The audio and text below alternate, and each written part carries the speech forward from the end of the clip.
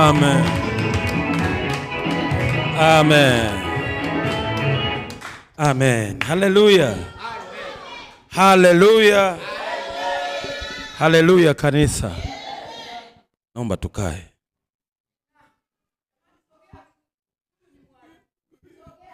Mwinjilisti, mbona unakaa mbali? Njoo wewe ukae hapa kiti cha mbele hapa. Haleluya.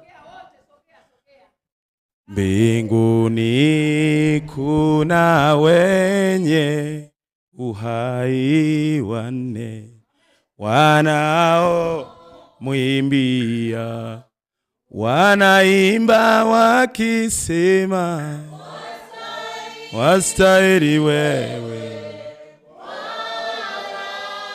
wastahili, wastahili wewe Bwana, wastahili, wastahili wewe Bwana, kupokea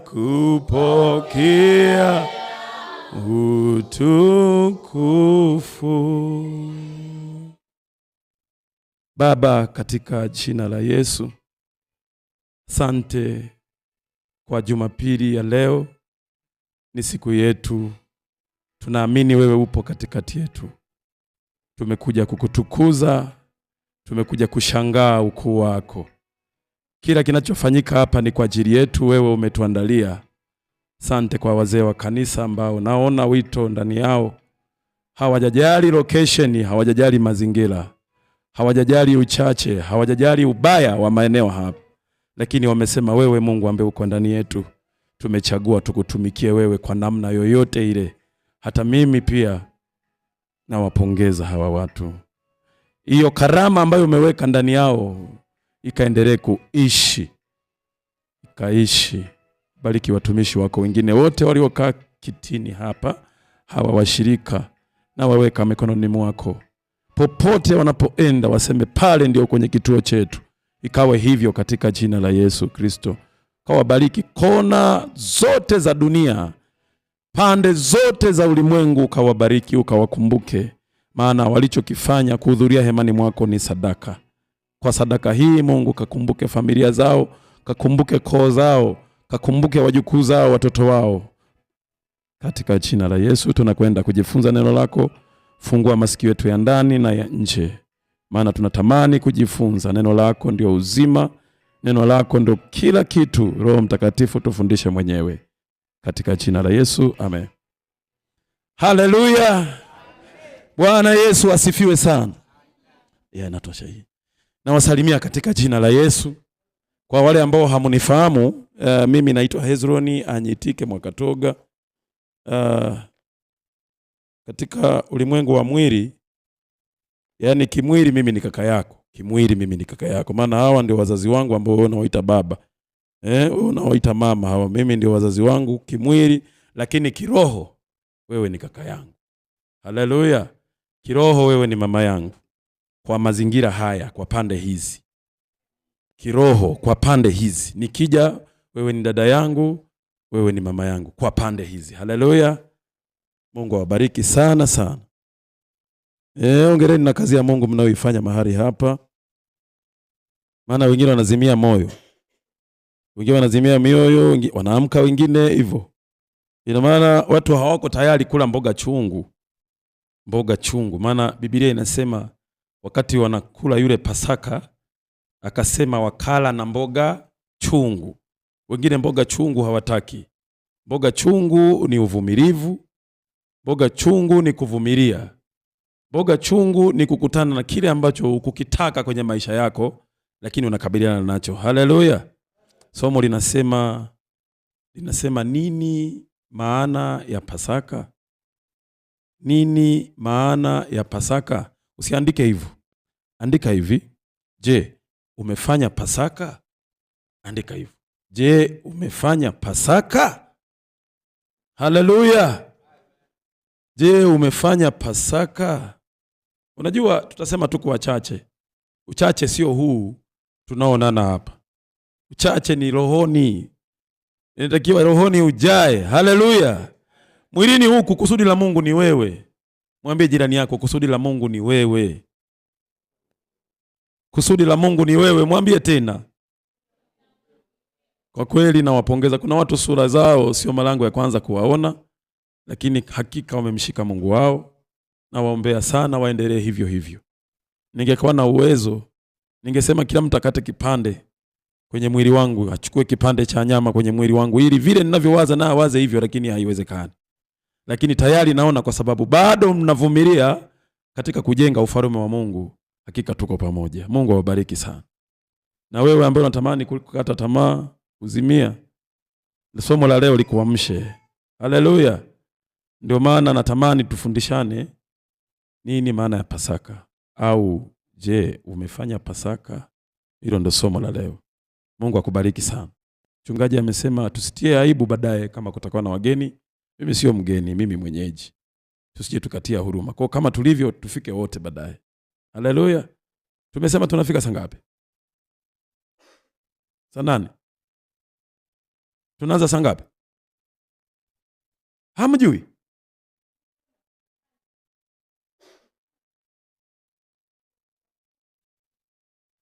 Tunajua ni kipindi kibaya kweli, hela hatuna na hatuna kweli. Hata kama tutaahidi, tutatekeleza. Nafikiri ili ni jukumu letu, kama tulivyozungumza. Ni vyombo ni vibaya, vibaya. Sauti yake ni mbaya. Mnasema tu vilikuwa vinafika mbali. Sio kufika mbali tu. Hata sauti ya vyombo ni mbaya. Alafu ni vya kwetu wenyewe. Cha kwetu lazima tujivunie. Cha kwetu lazima tukisifie kiwe kizuri. Lakini tunashinda kukisifia, ni kibaya. Hey, haleluya. Nafikiri ni power mixer ndio cha shida sana hii. Itakuwa hizi volume zimechafuka, vumbi zimeisha. Takiwa zibadilishwe hizo. Kwa hiyo nafikiri sisi ndio wenye jukumu la kufanya hayo. Mungu awabariki sana. Yaani makanisa mengine mengi watu wanasema, kuna watu nilikuwa nasikiliza na wanazungumza, wanasema mimi siwezi kusali kwenye kanisa kama ya kwetu haya. Wanasema bora usali Roma. Yaani ni wao wanasema Roma. Yaani Roma wanasema uende usiende. Yaani wao hawajui hudhuria au haujahudhuria, kwa sababu wako wengi. Kumbe uchache wetu huu ni rahisi kuhudumiwa na Mungu. Haleluya. Yaani ni rahisi kufikika.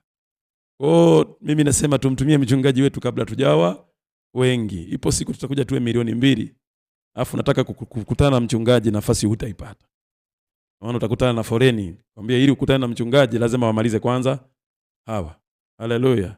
Kwa wakati wetu ni sasa, na kusudi la Mungu ni hivi tunavyoonekana sasa. Mungu awabariki sana. Nataka tuanzie mbali sana. Ili somo la Pasaka linatusumbua, na ndio maana dhambi huwa zinaendelea makanisani, kwa sababu ya kutojua nini maana ya Pasaka. Nini maana ya Pasaka? Pasaka sio tendo dogo. Na ndio maana siku za Pasaka wengine wanakuwa walevi, wanafanya ulevi, wanafanya vitu vya ovyo. Wanaitumia isivyo. Pasaka ndio sisi tunaonekana sasa. Bila Pasaka huenda tungekuwa tulishafutika siku nyingi, lakini tunalindwa na nguvu ya Pasaka. Ndio maana nimesema nini maana ya Pasaka? Pasaka kila mtu wanasema ilianza kwenye kitabu cha Kutoka, na wengi wachungaji nimeona wanafundisha kitabu cha Kutoka sura ya 12 kuanzia mstari wa 3. Wengi wanasema ndipo Pasaka ilipoanzia pale. Wakati Mungu anasema chukueni kondoo walio safi. Ikisema walio safi tunajua ambaye hajawahi kupelekwa kwa waganga, ambaye hajawahi kujikata na kibati popote, ambaye hana ulemavu, mchukue. Kwa yule Pasaka, yule kondoo, yule mwana kondoo, ndio maana tulipewa muda wa kuandaa kutafuta huyo mwana kondoo. Haleluya. Tulipewa siku 4. Maana Biblia inasema siku ya 10 tunaanza kukusanya hao kondoo walio safi. Lakini siku ya 14, yani baada ya siku 4, ndio ilikuwa siku ya tukio lenyewe. Haleluya. Pasaka sio siku ya Jumapili. Pasaka ni ile siku ya Ijumaa ambayo Yesu damu yake ilimwagika. Ni siku ile ambayo damu ya mwanakondoo ilihusika. Kwa Pasaka, neno Pasaka halina maana sana. Chenye maana pale ni lile tukio lenyewe au kile kitendo chenyewe. Haleluya. Kwanza Pasaka manake nini? Pasaka manake kwa Kiswahili manake ni Pasaka tu hivyo hivyo. Au Pasaka sio pumziko. Neno Pasaka kwa Kiswahili manake usitudhuru. Wakati umekuja kutudhuru, pita kwa juu. Ni neno tu, pita kwa juu. Lakini kwa Kiingereza Pasaka wanaita pass over. Manake pita kwa juu. Kwa yule malaika chinja anapokuta damu kwenye miimo ya milango yetu na kizingiti cha juu, manake ilikuwa ishara kwamba hii nyumba waliomo humu ni wacha Mungu, ni watumishi wa Mungu. Haleluya. Kwa hapa sitahukumu, lakini nitapita kwa juu. Kwa Kiebrania Pasaka wanaita Pesach au Pesa. Haleluya. Pasaka. Kwa neno Pasaka halina maana sana. Kwa chenye maana pale ni kile kitendo chenyewe. Hey. Bwana Yesu asifiwe sana. Mseme kwa nini ameshika maiki mbili? Vyombo vyetu vimezingua. Yaani kinachofanyika hapa, hii simu yangu mimi na rekodi, cha kurekodia kiko mfukoni humo. Kwa hiyo hii ndio maiki yake. Kwa useme mbona ameshika maiki mbili lakini bado sauti sio nzuri. Yaani mimi hapa ningeweka hii. Mimi cha kwangu ni hiki hapa. Maana mimi na rekodi kinachorekodiwa hapa na posti mitandaoni. Haleluya. Na posti mitandaoni. Bwana Yesu asifiwe sana. Tuanzie Pasaka ili kuanzia. Maana kwenye asili ya mwanadamu, Biblia inasema, ina maana kama isingelikuwa damu damu ya mwana kondoo au damu ya mnyama, tusingekuwa sisi sasa. Maana Mungu tulimkwaza pa mwisho. Biblia inasema mtoto hata tu ndani ya nyumba, mtoto asiyesikia inabidi afanyweje? Unamuonya, yani unamkanya mtoto. Kimkanya huyu mtoto kama asikii, unampeleka kwenye baraza la wazee, yani kijijini hapo. Kuna viongozi pale, unampeleka kwa viongozi. Mwanao uliyemzaa wewe mwenyewe. Na hapo penyewe kama hasikii, huyu mtoto anachofanywa inabidi atundikwe kwenye mti au afungwe kwenye mti katikati ya soko, pigwe mawe mpaka afe. Yani hatakiwi kuishi, huyo ni mwanao. Haya, mtoto huyu na amemkosea Mungu. Mungu amemuumba kwa gharama ya ajabu sana. Huyu mwanadamu ambaye ni Adamu. Tulijifunza siku moja hapa, nikasema mwanadamu aliyekataa neno la Mungu, huyu mtu huyu tayari anarudi kwa mavumbi. Tayari ameharibika. Maana Biblia inasema tulivyotoka kwenye mavumbi, ametutengeneza kutoka kwa mavumbi, alafu akatupulizia pumzi ya uhai puani mwetu, tukawa viumbe hai. Kwa sisi ina maana pumzi ya uhai ni neno la Mungu lenyewe. Ukilikataa neno la Mungu, maana unarudi kule kwa nini? Mavumbi. Na shetani ameambiwa kwa kosa ulilolifanya utatembea kwa tumbo, chakula chako kitakuwa nini? Mavumbi. Kwa mavumbi maana yake sio haya. Mavumbi ni mtu aliyelikataa neno. Na mimi sisi tunalikubali neno. Haleluya. Wana wa Israeli wakiwa kule Misri. Mungu alikuwa na shida wana wa Israeli wakiwa Misri kule wahubiri Injili, ili wale wa Misri wamjue Mungu. Bahati mbaya wana wa Israeli wenyewe kaimani kao kalikuwa kadogo. Kwanza hakakuepo kabisa wana wa Israeli, lakini Mungu amewapeleka kule ili wawe chanzo cha kuwatoa wa Misri au cha kuwafanya wa Misri wamjue Mungu. Lakini baada ya kuona hawa watu akili hazipo, yani wanashindwa kufungua Mungu wao kwenye kichwa chao, kwenye akili zao, kwenye mioyo yao, ili wawafanye wa Misri kwamba hakika Mungu yupo. Mungu wa Israeli yupo. Sasa wao walikaa kule, wakawa huko, wakakandamizwa na miungu ya wa Misri kule, wakashindwa kumtangaza Mungu wao. Haleluya. Lakini sisi ni wana wa Israeli halisi. Yani sisi Israeli wetu yuko hai. Na Israeli ni Yesu mwenyewe. Au Israeli ni wewe uliyekubali katika roho na kweli kwamba mimi nitamcha Mungu wangu. Huyo ndio anakuwa Israeli safi. Kwa Israeli ni usafi wa moyo wa mtu. Ni usafi wa moyo wa mtu aliyesema niko tayari kumcha Mungu. Huyo mtu anakuwa ndiye amefanya nini? Amefanya Pasaka. Nimesema Pasaka. Je, umefanya Pasaka? Pasaka ni kukubali kutoka hatua ya kwanza kwenda hatua nyingine. Lakini ukikataa hiyo, manake wewe umegoma kufanya Pasaka. Kwa Pasaka manake ni ukombozi. Haleluya. Pasaka ni ukombozi. tumemkosea Mungu bustani Edeni. Mungu anasema hizi takataka, yani sisi ambao watumba kwa thamani, imegeuka tumekuwa takataka. Je, Mungu atuache? Mungu anaanza kumkomboa mwanadamu tena kupitia damu. Damu ina nguvu. Ndio maana Biblia inasema amwagae damu ya mwanadamu, vivyo hivyo damu yake itamwagwa na nani? Na mwanadamu. Damu ina nguvu sana. Kama damu ya mnyama ilikuwa sababu ya kutukomboa Misri, damu ya mnyama ilikuwa sababu ya wokovu. Kwa mara ya kwanza huyu mwanadamu ametenda dhambi, damu ya mnyama. Mungu anasema baada ya kutenda dhambi sisi wanadamu tukajikuta tuko uchi. Mwanadamu yuko uchi, ametenda dhambi, yuko uchi. Mungu akashuka kule, anasema Adamu, uko wapi? Anasema niko uchi. Kwa nini umefanya hiki? Lakini bado Mungu hakumwacha mwanadamu. Dawa ya kusafisha lile kosa la Adamu ilikuwa ni damu ya mnyama. Baada ya Adamu kutenda dhambi, Biblia inatufundisha kwenye kitabu cha, nani anaweza kawa faster kusoma kidogo? Nani anaweza kawa na haraka kusoma?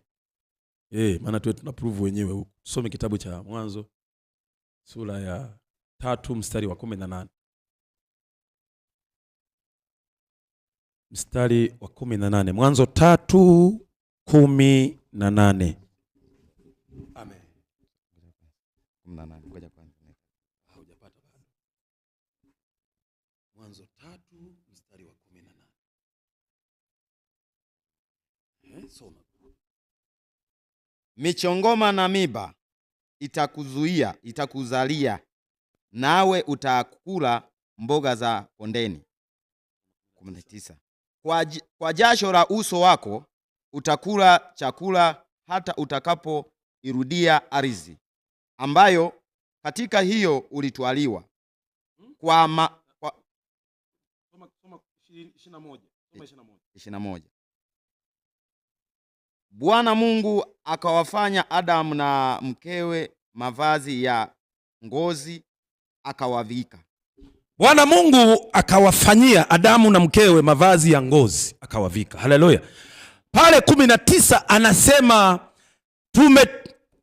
Mwanzo sura ya 2 kwanza mstari wa 7 anasema mwanadamu huyu ametoka mavumbini.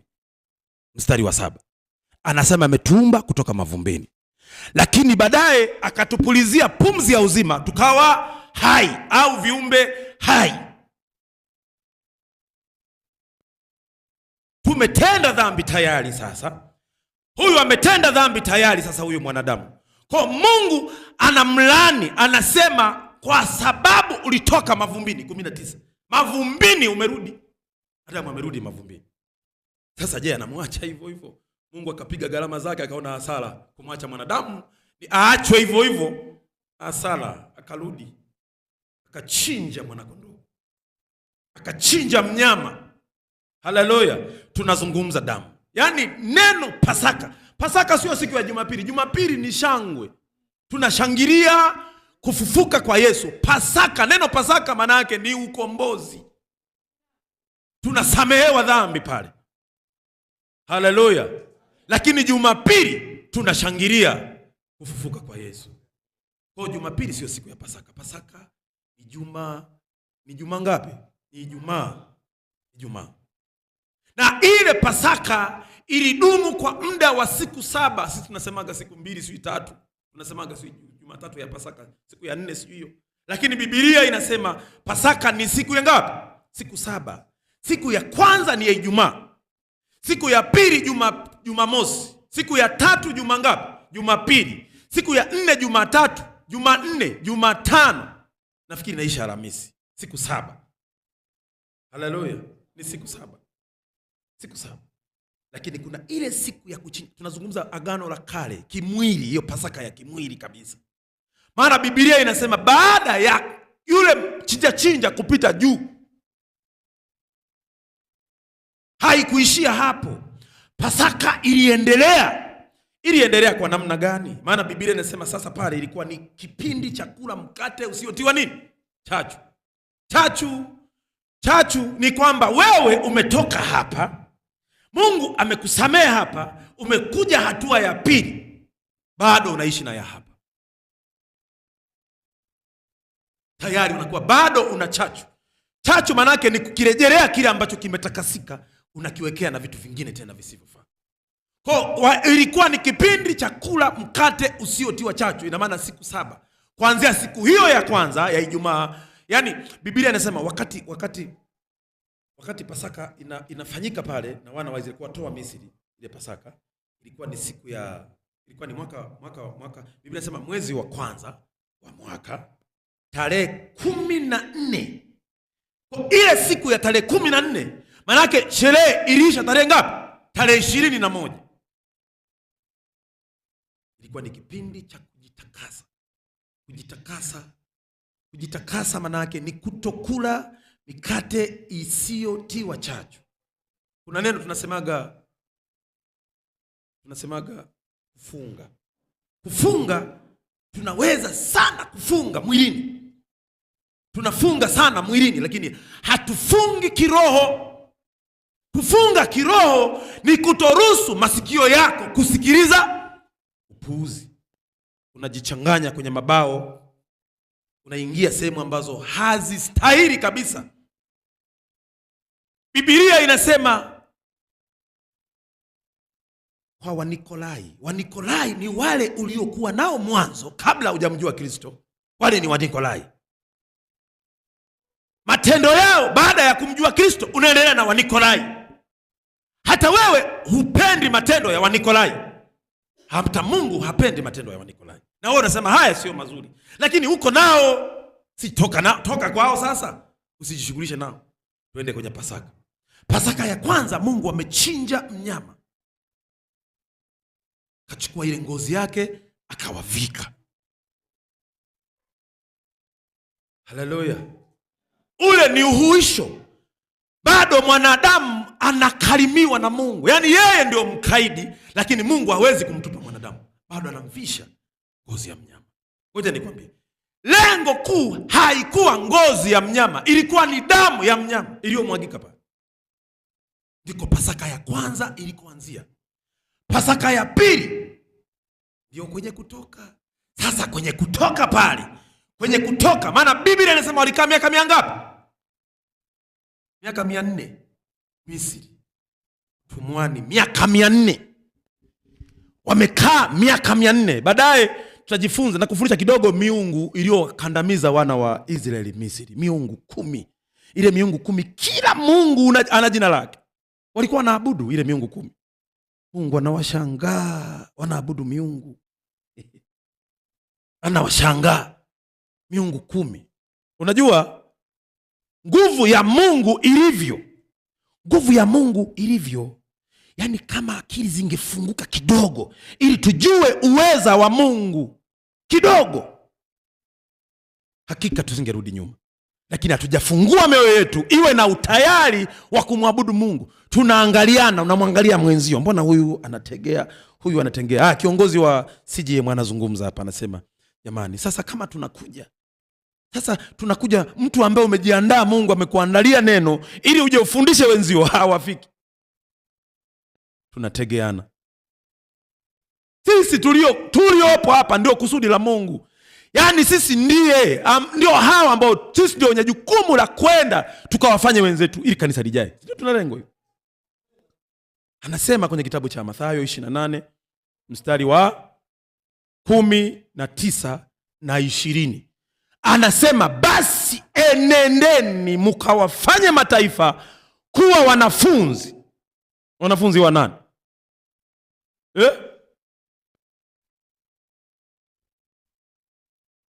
Anasema tena mkawabatize kwa jina la Baba.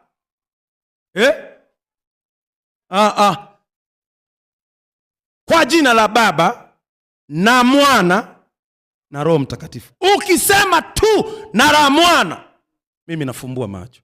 Sio Mungu tunayemwabudu huyu. Unakuwa umetaja miungu mingine. Kwa jina la Baba na Mwana na Roho Mtakatifu. Kuwa makini mtu akisema omba. Utasikia katika jina la Baba na la Mwana na la Roho Mtakatifu. Yaani akizungumza hivyo wewe fumbua macho. Huyu mtu sio mwenzetu, ni Myunani huyu. Haleluya.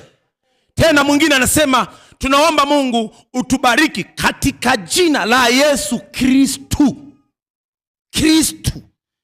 Kristo sio tunayemwabudu hapa. Sisi tunamwabudu Yesu Kristo. Ukisema Kristo, huyu sio mwenzetu, tunaziki tumtazame. Tuko naye huyu Kristo. Wa kwetu sisi ni Kristo. Haleluya. Huyu ndiye Mungu aliyemwaga damu yake kwa ajili yetu. Nikisema Mungu hujanielewa. Tito 2:13 anasema Tito 2:13 anasema tukilitazamia tumaini lenye baraka na mafunuo ya utukufu wa Yesu Kristo, Mungu mkuu na mwokozi wetu. Yesu Kristo, Mungu mkuu na mwokozi wetu.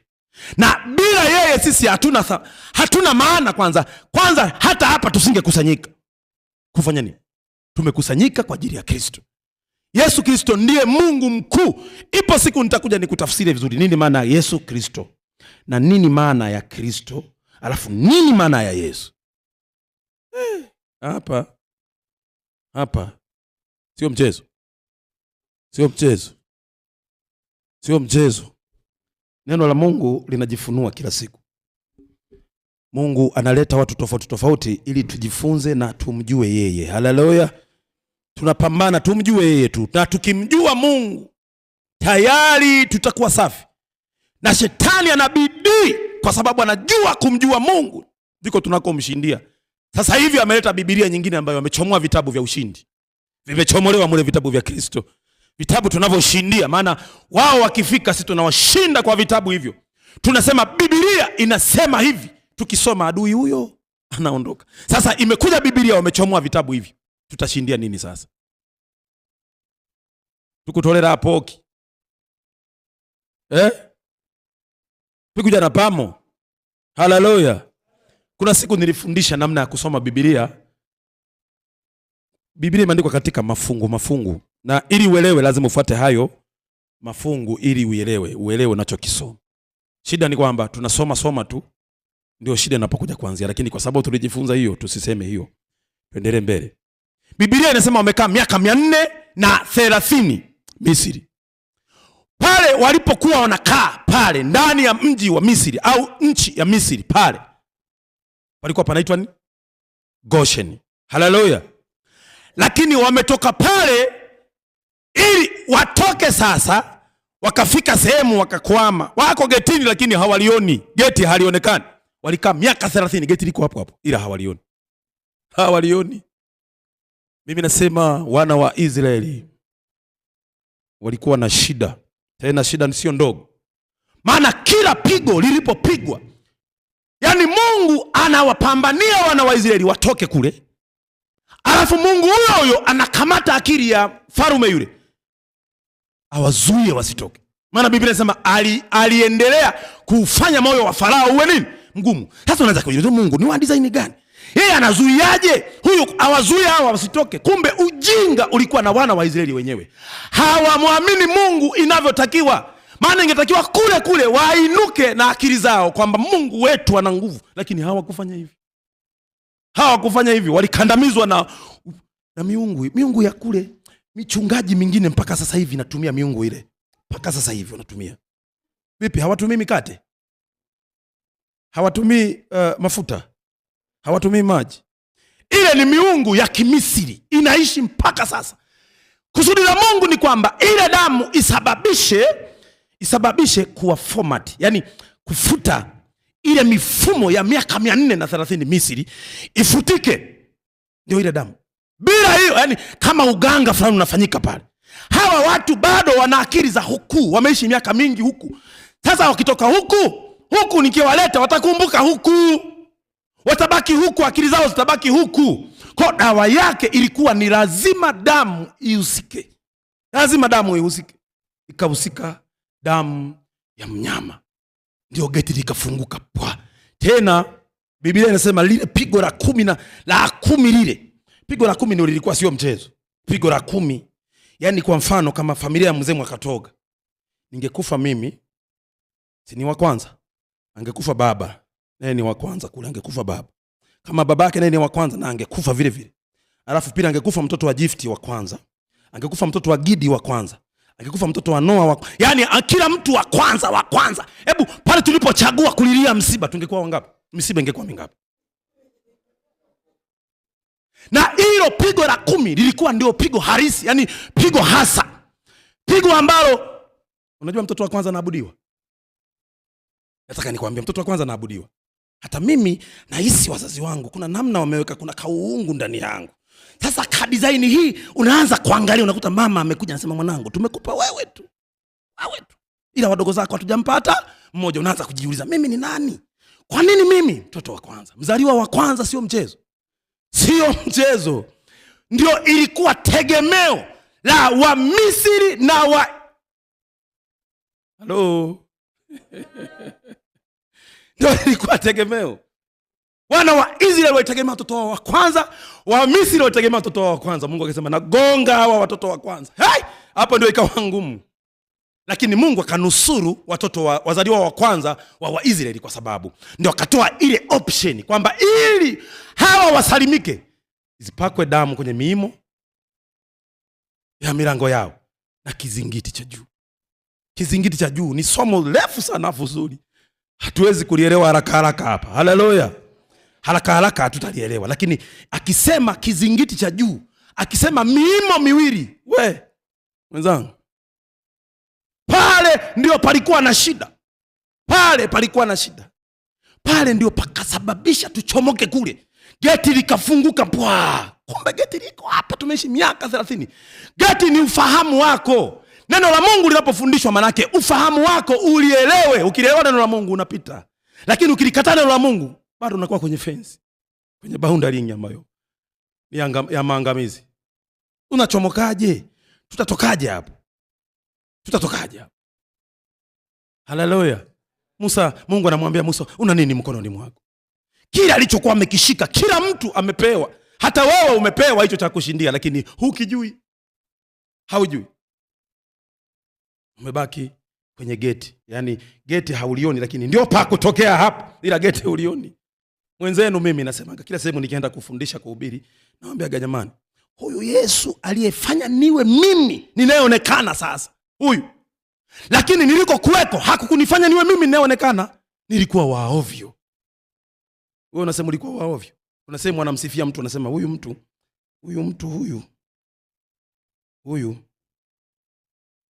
ni mbaya sana huyu. Dhambi yake 1 2. Nikasema ndio dhambi hiyo. Mtu mmoja akasema Hezroni, wewe umesamehewa pakubwa. Maana nilikuwa na uwezo wa kukufanya chochote na usijue kama mimi nimehusika. Vipi huyo mtu? Nilikuwa wa ovyo. Nilikuwa wa ovyo. Tena mkorofi. Na ale norwese. Lakini neema ya Kristo, ile nguvu ya neema ya Kristo ndani ya wazazi wangu mimi ilikuwa inaishi. Kumbe wazazi wanalia huko, wanateseka huko kwamba hatuwezi, sisi hatukumzalia shetani huyu mtoto. Najisemea mimi, huyu mtoto.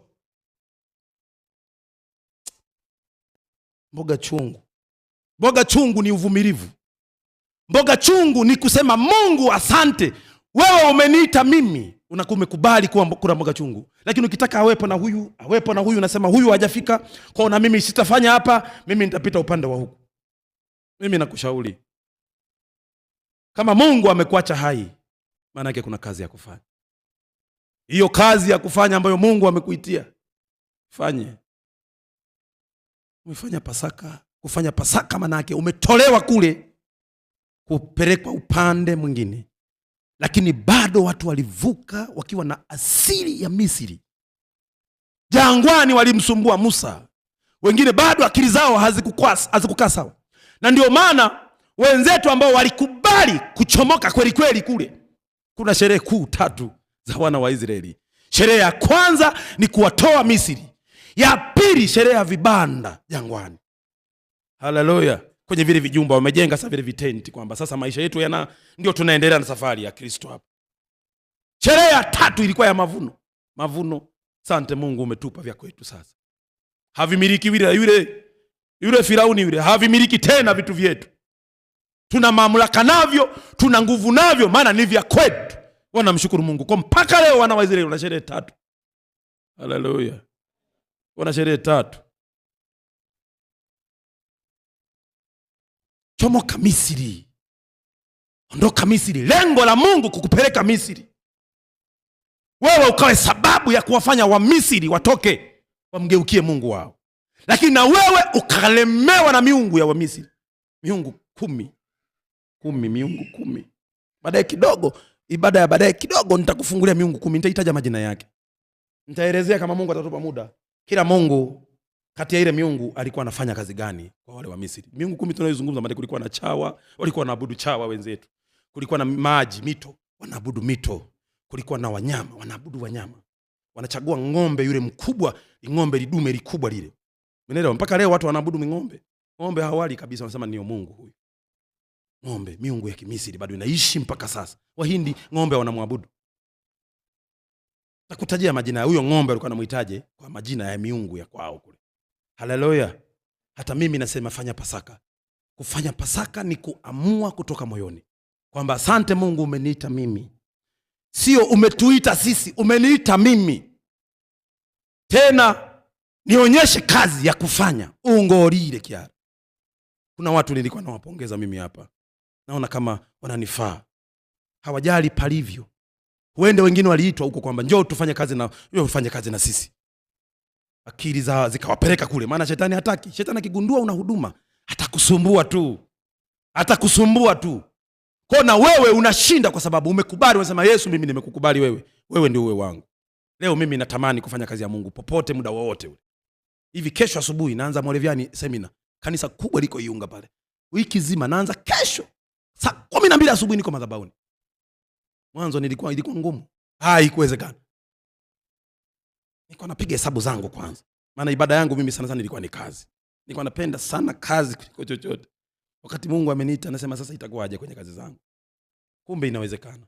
Kinachosema itakuwaje kile, ile nguvu inayosema sasa itakuwaje, maana yako umeitaka wewe.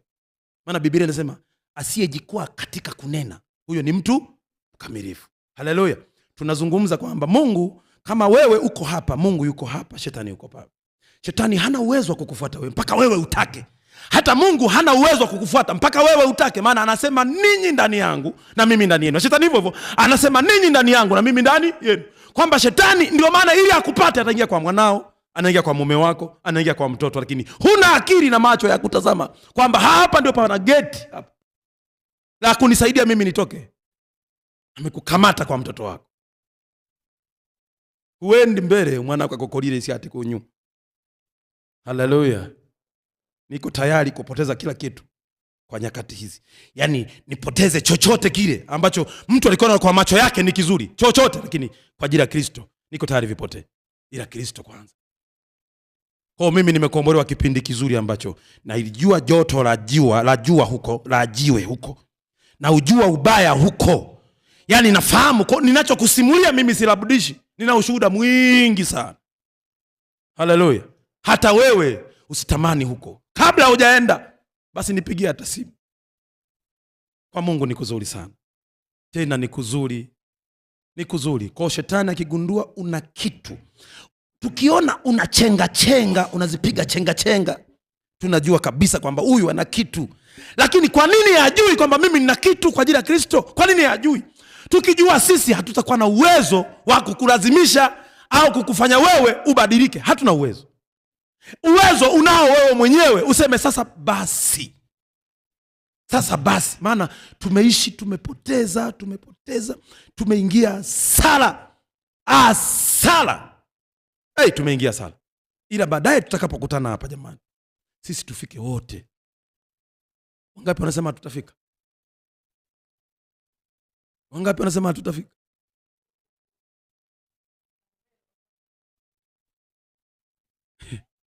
Ila naomba tufike. Haleluya. Tufike sisi, maana sisi ndio wenye kanisa. Sisi kimwili kabisa, kimwili. Ndio maana tunasema Mungu anafanya kazi na mtu kimwili. Ndio maana tunayataka matendo yako huko. Haleluya. Tunataka mabalozi walete taarifa zako njema huko. Waseme kanisa la pale. Unajua wanaotoaga tenda za kuvunja makanisa, rais akitoa tenda, rais anatujua sisi. Waziri mkuu anatujua sisi. anatuma kwa viongozi wadogo. Yaani viongozi wadogo tunaoishi nao ni mabalozi kwanza, wenye viti na watendaji. Hao ukiwadharau huko ndio wanaovunja makanisa. Utasikia kavunjeni makanisa, lakini la pale msivunje kwa sababu ya heshima yako huko. Maana ni mwaminifu kwenye maendeleo, ni mwaminifu kwenye matoleo huko. Wale watu wamewekwa na Mungu. Usije ukafikiri balozi kwa sababu ni mvuta sigara, ni mlevi. Amewekwa na Mungu kwa sababu kundi lilo nyuma yake ni Mungu amempa alikokote. Lile kundi kwa sababu ni viumbe wa Mungu. Kwa maarifa ya Mungu yatakaa tu ndani ya huyu mtu. Haleluya. Kwa ukiwadharau kule, maana kanisa limetukanwa. Tunasema litanizika kanisa. Kanisa lina napakuzika. Mtaziki mtachimba ndani. Bado ndani humu mamlaka yao iruhusu. Haya wakizuia tutazika wapi? Tuwaheshimu wale kule, ili sisi tustawi, tuwe imara. Haleluya. Kwa hiki ninachokizungumza ndicho hicho kizingatie. Ndio maana nasema sisi mwilini kwanza, rohoni hatukujui kwako. Rohoni kwako anayekujua ni Mungu. Mchungaji amezungumza pointi moja, amesema sisi kimwili tumeona ni mwenzetu, lakini kiroho Mungu ndiye anayejua. Hata mimi nasema kiroho Mungu ndiye anayejua. Wakati anamwombea ile mjomba anarudi kwa Mungu hapa. Anasema mwilini tumemuona bidii zake. Tunaona ni mwenzetu mwilini, lakini rohoni hatukujui, huko ni kwa Mungu mwenyewe. Ile ni pointi. Kwa mwilini kwako tunakutaka sisi mwilini. Maana mwilini huko wakati Mungu anafanya utafiti aendeje Misri, maana Mungu si ni roho, aendeje Misri Mungu. Kutoka sura ya 7 mstari wa kwanza. Kutoka 7 mstari wa kwanza. Kutoka 7 mstari wa kwanza. Biblia inasema mimi Mungu, yaani Mungu anamwambia Musa, nimekufanya wewe uwe kama Mungu kwa Farao. Yaani anatengeneza mazingira kimwili kabisa ili wana wa Israeli wachomoke kule kimwili. Kwa Mungu aliingia kwa nani? Kwa Musa kimwili, ili awaambie kwamba watoke kule kimwili, aongee na Farao waruhusu hao watoke. Lakini ni Mungu ndani ya Musa. Tunamdharau kwa sababu ni Musa. Tunalala pamoja, tunakula sahani moja, tukisafiri tunatandikiwa pamoja, tunapiga stori moja, kwenye gari tunakaa kiti kimoja. Kwa tunadharau kwamba huyu ni mwenzetu tu, lakini kumbe mchungaji ndio Mungu mwenyewe ndani ya mtu. Ndio maana nazungumza kila siku hata zaka ni siri baina ya mtu na Mungu. Basi haya, Mungu kama ni roho, kwa Mungu ameingia kwa mchungaji. Yaani ile bahasha unapoibeba, ndio maana ina siri, imefungwa ile bahasha. Pale juu umeweka jina lako, lakini ndani ya bahasha hatujui umeweka nini. Ndani ya bahasha hatujui umeweka nini. Kwa mzee wa kanisa aishie kusoma bahasha tu. Hapa bahasha imeandikwa from kwa fulani, hii ni zaka, lakini ndani hajui nini kimewekwa. Ni siri ya mchungaji na mtu, kwa sababu unapokipeleka. Na ndio maana hata kama mchungaji hayupo, mzee haruhusiwi kuombea zaka. Zaka hata wageni, hata kama mgeni angekuwa ni askofu amekuja hapa, haruhusiwi kuombea zaka. Zaka anaombea baba. Nikisema baba maana yake mchungaji. Mnielewe. Mungu si mwanaume wala sio mwanamke. Unielewe sasa. Mungu ni roho. Kwa ile roho ina perform kulingana na mtu alivyo na jinsia yake. Anaweza kaingia kwa mtoto, anaweza kaingia kwa bibi, anaweza kaingia kwa mama, anaweza kaingia kwa baba. Yoyote yule. Kwa tukisema Mungu baba, manake Mungu tunazungumzia manake kijinsia kwamba nguvu ni mwanaume. Haleluya. Kwa ile zaka. Na ndio maana mimi wakija watu kusema tunaomba utuombee, kwanza naanza kumuuliza naabudu wapi kwa fulani. Mchungaji wako anajua. Akisema anajua, mchungaji anipe mamlaka ya kukuombea, kwa sababu anayepokea fungu la 10, yule anayechukua fungu la 10 ndio mwenye mamlaka ya kimungu, kwa sababu ile nguvu ya Mungu inatembea na huyu mtu. Na ndio maana nasema mchungaji akitamka pokea. Yaani pokea. Naeleweka? Yaani mchungaji akitamka kitu chochote pokea. Ni Mungu amesema. Ni Mungu. Haijalishi kina sura mbaya kwako, haijalishi kikoje, wewe pokea. Sema mchungaji, kwa sababu umesema, na pokea. Utaona mafanikio. Lakini tuna mashaka. Yaani unapokea una mashaka, huna uhakika. Unamtazama kama mama. Tena na hivi ni mwanamke kwenu hapa. Unamtazama kama mwanamke. Mwenzangu, asingesema usimnyoshe kidole mtumishi wa Mungu. Unaponyosha kidole Mungu anaona yeye. Yaani Mungu anajiona yeye, unamnyoshia kidole. Ndivyo ilivyo. Maana anasema nikafanyika mwili nikakaa kwenu. Yohana 1 mstari wa 14. Nikafanyika mwili nikakaa kwenu. Kwa ile roho ya Mungu imefanyika mwili ili tupate chochote tunachostahili kukipata kutoka kwa Mungu. Kwa Mungu amefanyika mwili. Ndio maana nikafanyika mwili nikakaa kwenu. Jamani, mchungaji sio kitu cha kawaida. Yaani mchungaji akitamka ndicho hicho. Maana ni Mungu mwenyewe, basi atakuwa ni Mungu mwenyewe amekosea. Basi muache akosea hivyo. Lakini Biblia ndio inavyozungumza.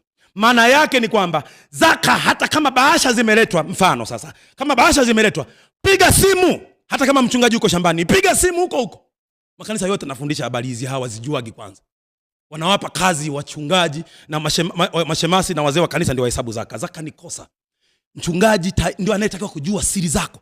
Maana kazi ya mchungaji ni kujua kwamba anajua washirika wako 20, lakini 3 hawa waaminifu, lakini na hawa ambao sio waaminifu ni wanangu.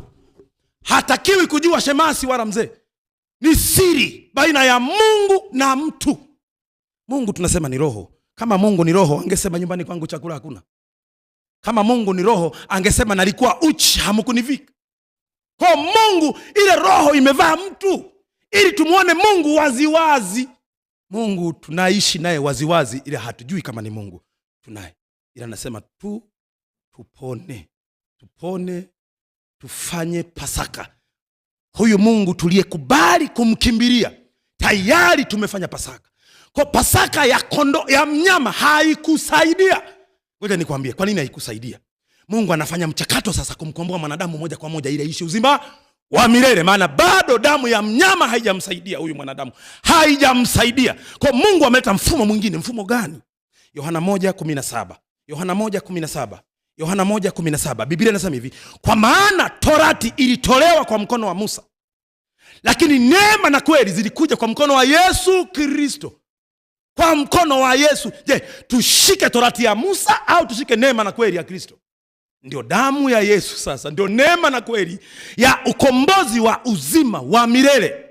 Ndio maana nasema Mungu hatamhukumu mtu. Kiukweli tunakoelekea huko tunakwenda. Mungu hatamhukumu mtu, ila mtu atahukumiwa kwa matendo yake mwenyewe. Unapotembea wewe mwenyewe unaenda jehanamu mwenyewe. Mungu alichokifanya amejenga jehanamu na uzima wa milele. Kwa hiyo wewe unavyoenda unaenda jehanamu mwenyewe au uzima wa milele mwenyewe. Hakuna nene kusokomeza nyuma. Maana Biblia inasema heri wafu wafao katika Bwana tangu sasa, asema roho wapate kupumzika baada ya taabu zao, kwa maana matendo yao yafuatana nao. Kwenda wapi? Matendo yako yanafuatana na wewe kwenda wapi? Kwenda uzimani au jehanamu? Matendo yako yanafuatana na wewe. Ufunuo 14:13. Kwanza tuanzie 12. Anasema hapa ndipo penye subira ya watakatifu. Ufunuo 14:12 na 13. Hapa ndipo penye subira ya watakatifu. Anasema hao wazishikao amri za Mungu na imani ya Yesu Kristo. 14, 13 anasema hapa ndipo penye subira ya watakatifu. Hebu kwanza, hapa ndipo penye subira ya watakatifu. Wapi? Si hapa kwetu. Hapa. Yaani hapa ni ufalme wa Mungu hapa. Hapa ndio bustani ya Mungu hapa. Hapa kwetu hapa. Lakini ndani ya bustani ya Mungu kuna uongozi. Na uongozi ni Mungu mwenyewe anayeongoza washirika ambao ndio nchi. Kwa Mungu kwa sababu ni roho, yeye kwa sababu ni mbingu, ile mbingu imeingia kwa mtu. Kwa huyu mtu ndio mbingu yenyewe. Tamalizia baadaye. Nataka kusema nawe,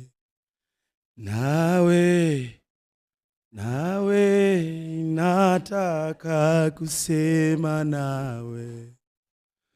Na wewe Yesu, nataka kusema nawe. Nawe nataka kusema nawe. Na wewe nataka kusema nawe. Nawe nataka kusema nawe. Nawe Yesu, kusema nawe. Nawe nataka kusema nawe. Nawe nataka kusema nawe. nawe nataka kusema nawe, na wewe Yesu, sema nawe, nawe nataka kusema nawe, na wewe Yesu. Inawezekana unasema mimi naumwa, mimi najisikia vibaya. Ni wakati mzuri, pite mbele uombewe. Weka mkono mmoja juu, mwingine weka kwenye kifua chako. Mwite Mungu, mshukuru Mungu kwa neno hili kwa ufupi. Tena umwambie unikumbushe baadaye kurudi tena hemani mwako. Baba, katika jina la Yesu, asante Mungu unayetupenda upeo. Wewe ni Mungu, wewe ni Jehova, wewe ni Simba wa kabila la Yuda. Asante kwa kanisa lako la sasa la leo. Ni kanisa gumu sana, ni kanisa gumu sana, lakini bila wewe tusingeweza, lakini tunashinda na tunaweza kwa sababu wewe uko ndani yetu. Katika jina la Yesu, katika jina la Yesu, asante kwa neno hili kwa ufupi. Mungu, tumejifunza namna ya kuishi, kwamba tufanye Pasaka, tukukimbilie wewe, tukukiri wewe kama Bwana na Mwokozi wa maisha yetu. Katika jina la Yesu Kristo wa Nazareti. Tazame kila mmoja Mungu, wengine wanasumbuliwa, wengine watoto wao wanasumbuliwa, wengine wazazi wao wanakataa wokovu. Kupitia mimi, kupitia mshirika wako huyu, wote wakakurudie wewe, wote wakakurejee wewe, katika jina la Yesu Kristo, katika jina la Yesu Kristo, katika jina la Yesu Kristo, katika jina la Yesu Kristo, katika jina la Yesu Kristo. Nguvu nyingine kwenye mwili huu, mamlaka nyingine kwenye mwili huu, hii ni madhabahu yako Bwana. Ninakwenda kinyume na kila mpango wa ibilisi. Bwana, kaitakase madhabahu yako. Nguvu zozote kutoka sehemu nyingine, kutoka kwenye ukoo, kutoka kwenye familia, kutoka kwa baba, kutoka kwa mama, kutoka kwa dada, ninazikataa kwa jina la Yesu juu ya binti huyu, katika jina la Yesu, katika jina la Yesu. Wengine tumekaa huko Mungu, hata kutokupenda ibada ni magonjwa, hata kutopenda kukukimbilia wewe ni ugonjwa.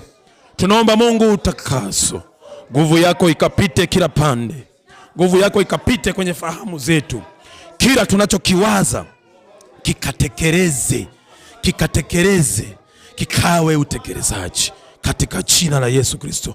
Asante Mungu unayetupenda sana, tutie nguvu, tusaidie, endelea kutuponya na kututakasa katika jina la Yesu. Tazame huyu mtoto ana madhaifu kwenye mwili wake, ana madhaifu kwenye mwili wake. Kwa jina la Yesu, fanya yawe mpya, fanya yawe mpya kwa jina la Yesu.